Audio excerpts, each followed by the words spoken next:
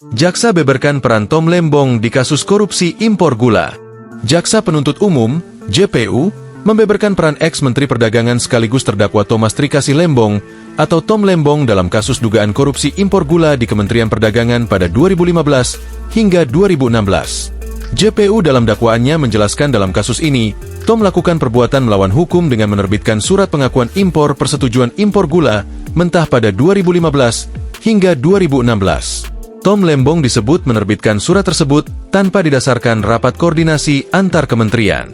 Lalu, surat pengakuan impor persetujuan itu diberikan Tom tanpa rekomendasi Kementerian Perindustrian kepada 10 orang yang memiliki atau mewakili perusahaannya masing-masing. Secara rinci, 10 orang tersebut yakni 1. Tony Wijaya NG selaku Direktur Utama PT Angels Products, 2. Wisnu Hendraningrat selaku Presiden Direktur PT Andalan Furnindo, 3. Hansen Setiawan selaku Direktur Utama PT Sentra Usaha Tama Jaya, 4. Indra Suryaningrat selaku Direktur Utama PT Medan Sugar Industry, 5. Ten Suryanto Eka Prasetyo selaku Direktur Utama PT Makassar Tene, 6. Hendro Gianto Antonio Tiwon selaku Direktur PT Duta Sugar Internasional, 7. Ali Sanjaya selaku Direktur Utama PT Kebun Tebu Mas, 8. Hans Valita Hutama selaku Direktur Utama PT Berkah Manis Makmur, 9. Eka Sapanca selaku Direktur Utama PT Permata Dunia Sukses Utama, 10. Rama Krishna Prasad Venkatesha Murti selaku pihak dari PT Dharmapala Usaha Sukses. Kemudian Tom disebut memberikan Tony, Ten, Hansen, Indra, Eka, Wisnu, Hendro Giarto, dan Han surat pengakuan sebagai importir produsen gula kristal mentah. Padahal mengetahui perusahaan tersebut tidak berhak mengolah gula kristal mentah, GKM, menjadi gula kristal putih, GKP, karena perusahaan tersebut merupakan perusahaan gula rafinasi, kata jaksa dalam sidang di Pengadilan Negeri Tipikor, Jakarta, 6-3. Kemudian, Tom disebut memberi Tony surat pengakuan surat sebagai importir GKM untuk diolah menjadi GKP ketika produksi GKP dalam negeri mencukupi dan bersamaan dengan musim giling.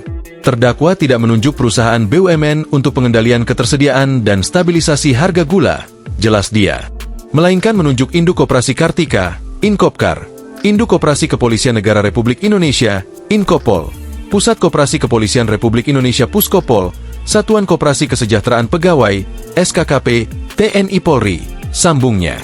Kemudian, Tom memberi penugasan kepada PT Perusahaan Perdagangan Indonesia, PPI, untuk melakukan pengadaan GKP dengan bekerja sama dengan produsen gula rafinasi.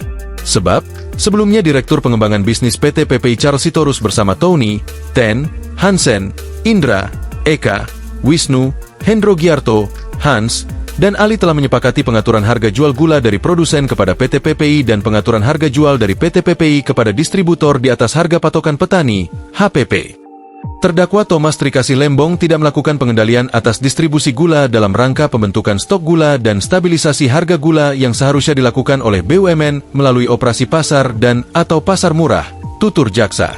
Atas perbuatannya, Tom Lembong didakwa merugikan keuangan negara sejumlah 515 miliar rupiah, yang merupakan bagian dari kerugian keuangan negara sebesar 578 miliar rupiah dalam kasus ini. Tom Lembong didakwa melanggar pasal 2 ayat 1 atau pasal 3 Yungto pasal 18 Undang-Undang Nomor 31 Tahun 1999 tentang Pemberantasan Tipikor sebagaimana telah diubah dengan Undang-Undang Nomor 20 Tahun 2001 tentang perubahan atas Undang-Undang Nomor 31 Tahun 1999 tentang Pemberantasan Tindak Pidana Korupsi Yungto pasal 55 ayat 1 pertama KUHP. Adapun Tom Lembong melalui penasihat hukumnya meminta Majelis Hakim Pengadilan Tindak Pidana Korupsi Tipikor Jakarta untuk membebaskan dirinya dari kasus dugaan korupsi importasi gula.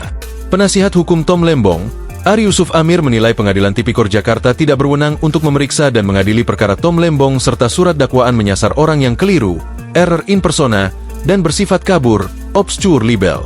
Download Tribun X sekarang, menghadirkan lokal menjadi Indonesia.